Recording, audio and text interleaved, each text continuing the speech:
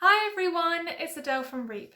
This week we are making a Moorish-inspired Spanish shoebox garden with influence from the Patio de los Naranjos, which is the orange tree courtyard in the Seville Cathedral. Let's get started.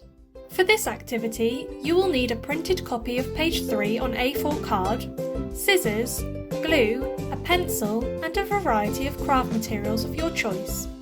I'm using tissue paper, pipe cleaners, string and colouring pens. Start by taking a look at page 2 to get inspiration for your shoebox design by learning about the Patio de los Naranjos at Seville Cathedral in Spain. Can you see the similarities between Moorish gardens and the Islamic gardens we looked at previously? Now cut around the outside of the template on page 3, so you are left with the net of a shoebox with no lid. Use your pencil to draw a Moorish-style garden design onto your template. The central rectangle will be the ground and the 4 outer rectangles will be the enclosing walls. Use the pictures of the patio on page 2 for inspiration. Once you're happy with your design, you can decorate it with your craft materials.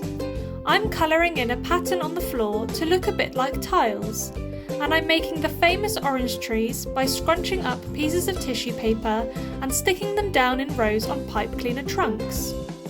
I've made a pipe cleaner water fountain in the centre, and I'm also making pillars using string to accentuate the archways, but you could also cut them out to make it even more realistic.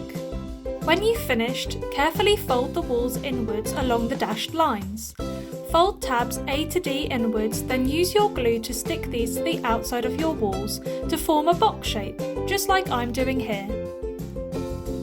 Here's my finished Spanish garden. What do you think? Can you see the similarities with the Patio de los Naranjos? I hope you have lots of fun learning about Moorish gardens and making your own Spanish shoebox garden. Make sure to share your creations with us at REEP by tagging us on Instagram and Facebook. Bye!